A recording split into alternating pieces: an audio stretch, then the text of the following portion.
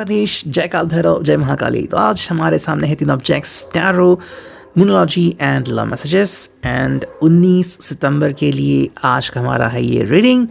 सुबह सुबह कोई आपके बारे में क्या सोच रहा है, ठीक है। तो चलो करते हैं थोड़ी सी क्लींजिंग। यस, चलो and let's first connect with the tarot. देखते हैं टैरो से हमें क्या रीडिंग मिलती है। ओके चलो हम 3 से 4 बार शफल करेंगे and then we will connect with our cards, ठीक है। चलो हम सिर्फ 5 ही कार्ड चुनते हैं। 1 2, ठीक है, 3, ये 4 और ये 5, ठीक है। तो 5 कार्ड आ चुके हैं। देखते हैं अब हमें क्या रीडिंग मिलती है। एस ऑफ पेंटिकल्स, ओके, बहुत ही खूबसूरत कार्ड शुरुआत के लिए। टॉरस, वर्गो, कैप्रिकॉर्न। हम कह सकते हैं कि शुरुआत है एक फ्रेंडशिप की या फिर रिश्ते की, एक सच्चाई की। कहीं ना कहीं अगर आप एक दूसरे से और ज़्यादा बेहतरीन तरीके से कनेक्ट होना चाहते हैं तो ये कार्ड आपके लिए काफ़ी सही हो सकता है। आई थिंक ये पर्सन और ज़्यादा जानकारी इकट्ठा करना चाहता है रिगार्डिंग यू, जैसे कि आपको क्या पसंद है, आप क्या चाहते हो, या फिर कौन सी चीज़ आपके लिए काफ़ी अच्छी साबित होती है, या फिर आपके लिए कौन सा ड्रेस खरीदे, ये भी चीज़ें यहाँ पे आती हैं। शायद आपको कुछ गिफ्ट भी करना चाहते हैं या फिर रिलेशनशिप को थोड़ा सा आगे भी ले जाना चाहते हैं। सेकेंड फेज़ ये भी कि जो भी लोग किसी व्यक्ति से मिल रहे हैं फॉर द फर्स्ट टाइम या फिर कहीं ना कहीं झिझक रहे हैं, तो यहाँ पे ये पर्सन कोशिश करना चाहता है कि आप दोनों के बीच एक समझौता हो, आप दोनों अंडरस्टैंडिंग पे आ जाएं एंड कहीं ना कहीं पे चीज़ें ऐसे हो जाएं कि जो दोस्ती है आपकी वो आगे बढ़े। अगर आपकी सिर्फ दोस्ती है, फिर आप दोनों को लग रहा है कम्युनिकेशन हो रहा है बहुत ही अच्छी तरह से, लेकिन आगे नहीं बढ़ पा रहे हैं, तो हमें वो यहाँ पे देखने को मिल रहा है, ठीक है। दैट इज़ वन पॉइंट जिसे हम कहते हैं प्रैक्टिकल साइन भी, एस ऑफ पेंटिकल्स को। लेकिन यहाँ पे आप दोनों की अंडरस्टैंडिंग पूरी तरह से मैच होनी चाहिए, तो वो चीज़ यहाँ पे हम पहले देखते हैं। सेकेंड जो कार्ड यहाँ पे वो है 8 ऑफ वॉन्ड्स, एरीज, लियो, साज। फायर साइन आ गया अर्थ साइन के बाद, ठीक है। तो यहाँ पे अंडरस्टैंडिंग है कि कहीं ना कहीं पर्सन आपसे मेल जोल बढ़ाना चाहता है, कम्युनिकेशन करना चाहता है, आप तक अपनी बात पहुँचाना चाहता है। हाँ, कई बार ऐसा भी होता होगा कि जो कहना चाहते हैं शायद आपकी तरफ नहीं पहुँचता, फिर आप थोड़ी देर बाद समझते हैं, फिर आपके हिसाब से जो वो कहते हैं उनके डबल मीनिंग भी निकलते हैं डिपेंडिंग ऑन दैट। तो यहाँ पे क्वेश्चन आता है कि क्या इनके तौर तरीके आपके लिए एक्सेप्टेबल है, या फिर आप चाहते हैं कि और ज़्यादा ओपन अप हो, ठीक है। मे बी आपसे भी एक्सपेक्ट करते हैं कि आप डायरेक्टली इनसे कम्युनिकेट करें, जो भी आपको लग रहा है आप उनसे कम्युनिकेट करें, अपने दिल में बात मत रखें। कई बार लोग ऐसा करते हैं कि दिल में बात रखते हैं और बस क्लूज़ रखते हैं यहाँ पे। जैसे कि मान लो किसी की ख्वाहिश है, किसी ने कुछ गिफ्ट देना चाहिए तो पेन ले लिया कि पेन ख़राब है तो आप उन्हें पेन गिफ्ट करें वगैरह वगैरह, तो वो चीज़ें यहाँ पे हमें दिखती हैं। थर्ड जो कार्ड है वो है जजमेंट का कार्ड। एक्चुअली मैंने बस पहले की रीडिंग किया था shortly, but for some reason I just read the reading और ये कार्ड फर्स्ट साइन पे आया था। तो येस, एनर्जी फॉलोज एवरीवेयर, तो वो हमें आई थिंक कितनी बार अभी रीडिंग में हमें अंडरस्टैंडिंग को मिली है। ये जजमेंट का मतलब ये है कि ये पर्सन कहीं ना कहीं आपको बताना चाहता है कि एग्जैक्टली उसका ओपिनियन क्या बन चुका है, ओके। थर्ड प्लेस पे कार्ड आ चुका है और वो भी आफ्टर फायर साइन। अगर आफ्टर मिट्टी तत्व के बाद अगर ये साइन आता तो कहीं ना कहीं थोड़ी सी चिंता होती है हमें, लेकिन यहाँ पे चिंता नहीं है। हाँ, ये ज़रूर हम कह सकते हैं कि कहीं ना कहीं उसकी ख्वाहिशें यहाँ पे बहुत इंपॉर्टेंट है। यहाँ पे सेक्सुअल फैंटेसी, यहाँ पे इंटीमेसी, यहाँ पे रोमांस भी बहुत सारा रोल प्ले कर सकता है। एंड मोस्ट इम्पॉर्टेंटली आपकी फ्रेंडशिप और आप एक दूसरे के प्रति कितने लॉयल हो या फिर कितने हेल्पफुल हो, ये भी यहाँ पे क्लियर होता है। ये हर उस रिलेशनशिप के लिए इम्पॉर्टेंट है जो सिर्फ हाल ही में बनी हो या फिर आप मैरिड हो and you have a long period of married life, okay. अगर आप अभी आपने दोस्ती की तो यहाँ पे क्या इंपॉर्टेंट है कि आप उनसे अपनी दिल की बातें शेयर करें। यहाँ पे सेक्सुअलिटी नहीं आती अगर आपकी सिर्फ अभी दोस्ती हुई है या फिर फ्रेंडशिप हुई। इट्स ऑल अबाउट कि क्या आप अपनी दिल की बातें उनसे क्लियर करते हो या नहीं। अगर नहीं करते तो ये उनके हिसाब से गलत है। दूसरी बात, अगर आप काफ़ी सालों से मैरिड है फिर यू आर मैरिड, तो ये पर्सन आपसे कुछ डिमांड करता है, ठीक है, समवेयर कि आप कहीं ना कहीं ओपन अप हो जाए regarding your aspirations, regarding your expectations, या फिर कोई चीज़ आपको बुरी लगती है, कोई अच्छी लगती है, आप डायरेक्टली इनसे बात कर सकते हो।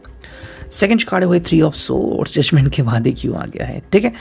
कहीं ना कहीं मेरे हिसाब से ऐसा भी हो गया है कि शायद किसी को किसी थर्ड पर्सन के बारे में पता चल चुका है। हालांकि ये आई थिंक पास्ट में था 3 या 4 ये नंबर काफ़ी इंपॉर्टेंट है। तो शायद 3-4 हफ्ते हुए होंगे, फिर 3-4 महीने, 3-4 साल में कि ये पर्सन शायद था और अब नहीं है।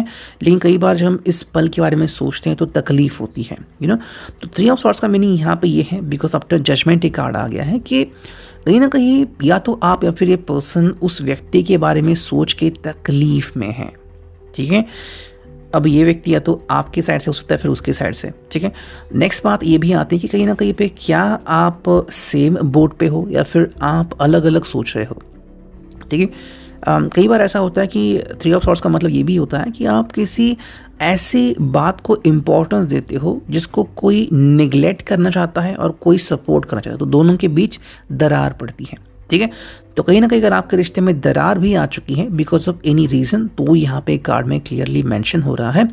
तो इसके लिए क्या इंपॉर्टेंट है, उस चीज़ को आपको छोड़ देना है, लेकिन इतने ईजिली नहीं, उसका काउंटर आपको ढूंढना है। मतलब कि जैसे कि ये चीज़ क्यों इंपॉर्टेंट थी किसी वजह से, तो उसकी उल्टी वजह क्या है उसको ढूंढिए, दूसरी चीज़ के बारे में सोचिए और ये चीज़ के बारे में जो ये नेगेटिविटी तैयार हुई थी वो अपने आप चली जाएगी। नेक्स्ट जो कार्ड हमें यहाँ पे दिख रहा है वो है 10 ऑफ सॉर्ड। और जैसे मैंने कहा कि अगर आप इसके थ्रू हो जाते हैं, अगर आप इसको काउंटर करते हैं तो काफ़ी सही हो जाएगा। 10 ऑफ सॉर्ड्स का अगर हम आज के पूरे दिन का मतलब निकालें तो कहीं ना कहीं हो रहा है कि हाँ, इस पर्सन को सोचने के लिए थोड़ा समय दीजिए, ठीक है। मंडे ब्लूज भी हो सकते हैं इस पर्सन का, एंड मोस्ट इंपॉर्टेंटली शायद ये पर्सन आपसे मिलना भी चाहता है, but because of time, because of his job और बिकॉज ऑफ समथिंग ये शायद मिल नहीं पा रहा है, वो भी एक वजह हो सकती है।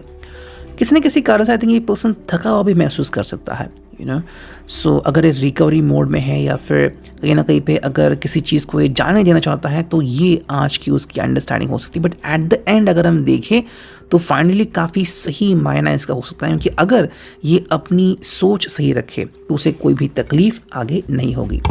अब देखते हैं मूनोलॉजी से हमें क्या कार्ड्स मिलते हैं। हियर वी गो, ठीक है। 4 से 5 कार्ड निकालते हैं and let's connect to it. ये आ गया पहला कार्ड, दूसरा कार्ड, तीसरा कार्ड और एक चौथा कार्ड निकालते हैं, ठीक है। तो 4 कार्ड हमें मिल गए हैं फ्रॉम द मूनोलॉजी और अब देखते हैं कि हमें क्या रीडिंग आती है। Yes, the first card is believe in the impossible, blue moon. तो क्या है इसका मतलब? बिलीव इन द इम्पॉसिबल का मतलब ये है कि कई बार हमें लगता है कि नहीं, ऐसा हो ही नहीं सकता कि वो मुझे प्यार करे या फिर वो मुझे माफ़ करे है ना, ऐसे हम कई बार कहते हैं और फिर डरते हैं। आपको ये सोचना, जैसे कि यू नो हम कहते हैं कई बार कि इस चैनल पे कि मैनिफेस्टेशन सही होना चाहिए, यू नो, जो आप खुद को थॉट्स बोलते हो वो सही होनी चाहिए। जैसे कि BK सुरेश भाई कहता है कि मैं बहुत शक्तिशाली हूँ या फिर आज से मेरे साथ सब कुछ बहुत अच्छा होगा, ये बहुत इंपॉर्टेंट है। हम में से कितने लोग इसे कहते हैं? एक्चुअली हम लोग बहुत डरे हो या फिर कई बार नेगेटिव बात कहते हैं कि आज लेट हो जाऊँगा, आज डांट पड़ेगी, और एक्चुअली फिर वही होता है बिकॉज हमने वो मैनिफेस्ट किया होता है। तो बिलीव इन द इम्पॉसिबल का मतलब ये है कि अगर नेगेटिविटी है तो पॉजिटिविटी भी है, अगर बुरी चीज़ें होती तो अच्छी चीज़ें भी होती हैं, तो अच्छी चीज़ों के लिए आपको वेट करना होगा। नेक्स्ट कार्ड हमें यहाँ पे दिख रहा है, ओके, ये है win outcome is forecast, full moon in Libra. तो लीब्रा का साइन यहाँ पे आ चुका है और लीब्रा को पता है तराजू यहाँ पे हमें दिख रहा है। और विन आउटकम मतलब क्या है कि हाँ, आपको अपनी बात रखनी है और ये पर्सन जो है वो थोड़ा सा 19-20 पे आ सकता है कि आपकी भी बात सुननी है नहीं सुनी। तो कहीं ना कहीं अगर आपको लग रहा है कि थोड़े से गुस्से में है या फिर आपसे बात करेंगे या नहीं करेंगे, don't worry about it, give it a try, और जो उनके मन में लग रहा है वो आपके सामने वो सब रख सकते हैं, ठीक है। नेक्स्ट कार्ड हमें यहाँ पे दिख रहा है, ओके, ये है the energy is gaining momentum waxing moon. तो इसका मतलब है अगर आप कोशिश करोगे तो डेफिनेटली कोई ना कोई हल निकलेगा, लेकिन अगर आप कोशिश ही नहीं करोगे तो कोई भी हल यहाँ पे नहीं निकलेगा। तो ये काफ़ी इंपॉर्टेंट है, आपको कोशिश करनी है और इनको बताना है, ओके। एंड जो फोर्थ कार्ड है यहाँ पे वो है meditate and contemplate new moon in Pisces. Mean राशि का कार्ड है ये, ध्यान लगाना और कंटेम्पलेट करना। अब क्या इसका मतलब है? इसका मतलब है कि भाई इनकी जो सोच है वो आपको अपनानी होगी कुछ समय के लिए, चाहे वो अच्छी है या फिर कहीं ना कहीं अगर वो अटके हुए हैं। तो जब तक आप इस सोच को नहीं समझोगे, आप इस पर्सन को अंडरस्टैंड नहीं करोगे, आपके हिसाब से में भी आप क्लियर हो, ठीक है, कि आप जो कर रहे हैं वो क्लियर है। जैसे कि भूख लगी तो मैंने भेल पूरी खा ली, ठीक है, ये आपके सबसे क्लियर हो गया, बट ये क्यों नहीं खा रहे हैं, कोई तो वजह होगी। तो पहले इनको समझो, इनको अंडरस्टैंड करो, बाद में आपको सोल्यूशन 100% मिल जाएगा। और अब देखते हैं लव मैसेजेस क्या आते हैं इस रीडिंग के लिए। ठीक है, चलो करते हैं कार्ड्स की शफलिंग एंड हम चुनते हैं 3 से 4 लव मैसेजेस। चलो देखते हैं कौन से कार्ड्स आते हैं। 1 2 3 एंड 4। ठीक है, तो 4 कार्ड आ चुके हैं। देखते हैं हमें यहाँ पे क्या रीडिंग मिलता है। पहले देखते हैं कार्ड्स क्या स्ट्रेट है क्या। यस, चलो तो जो पहला कार्ड हमें दिख रहा है वो है no matter how others see me you make me feel special. तो हाँ, ये बात आपकी तरफ से भी उस उनकी तरफ से भी कि चाहे बाकी के लोग कैसे भी सोचे कुछ भी कहे, लेकिन आप दोनों एक दूसरे के प्रति काफ़ी अंडरस्टैंडिंग है एंड काफ़ी सतर्क है एंड मोस्ट इम्पॉर्टेंटली आपको अच्छा लगता है। यू नो, आप इनको बुरा नहीं कहते, ये भी आपको बुरा नहीं कहते, लेकिन आप दोनों एक दूसरे को सपोर्ट करते हो। वो चीज़ के कारण ये पर्सन आपके प्यार में जुनून में है। सेकंड जो कार्ड है वो है you find my weird habits adorable. ठीक है, जैसे कि कुछ लोगों को हैबिट्स होती है, जैसे कि मान लो फ्लैट है फिर भी गार्डनिंग का शौक़ रखते हैं या फिर साइकिलिंग रखते हैं। यू नो, साइकिलिंग करते हैं सुबह सुबह। कुछ लोग कहते हैं कि भाई क्यों साइकिलिंग करना है, लेकिन ये भी हैबिट्स अगर आप अप्रिशिएट करते हो, लाइक करते हो, जो भी उनकी हैबिट है एंड उनको सपोर्ट करते हो तो काफ़ी सही बात है। रिश्ते में यही तो बात होती है, अपने साथी की अंडरस्टैंडिंग करना, वो कहाँ पे सही है कहाँ पे गलत है ये समझना और उसके बाद सही चीज़ें करना। You can guess what I am going to say. आप कई बार इनके वर्ड्स कंप्लीट करते हो जो वो कहने वाले होते हैं। तो हाँ, मतलब आप माइंड रीडर भी हो इनके लिए। एंड जो फोर्थ कार्ड है वो यू आर माई इंस्पिरेशन। जब भी अटक जाते हैं, कहीं पर रुकते हैं, तो आप इनको इंस्पायर करते हो और ये उनके लिए सबसे बड़ी बात है। Reading, I hope it will resonate. Thank you.